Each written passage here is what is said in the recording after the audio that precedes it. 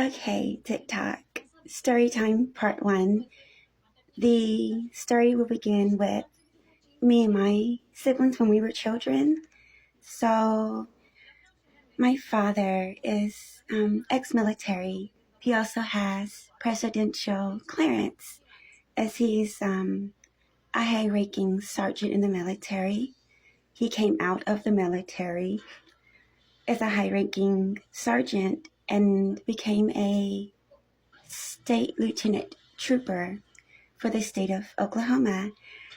Well, a little bit after his retirement from the military and the police force, my father suffered from PTSD, and it resulted in my siblings and I being essentially having the FBI and the DA involved in searching for us for a year.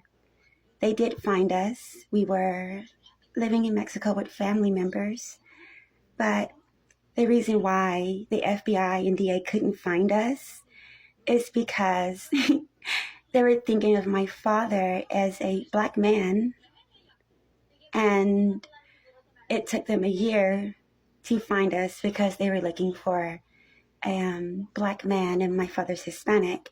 So when they did find us after a year, the DA and the FBI decided that due to our ages, they had to seal the files.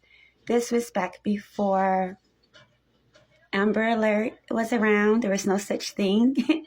So when we were essentially kidnapped for a year by my father, there was no way to put out a legal system to look for 4 children that had been kidnapped, much less taken over into the country of Mexico, living on a ranch with family members. But those files were sealed once the case was over. So we know from the DA talking to us that they would need permission from everybody involved in this case to open these sealed files and to tell us who they're sharing it with. We also have to be present for these shared files to be opened and explaining why they were opened.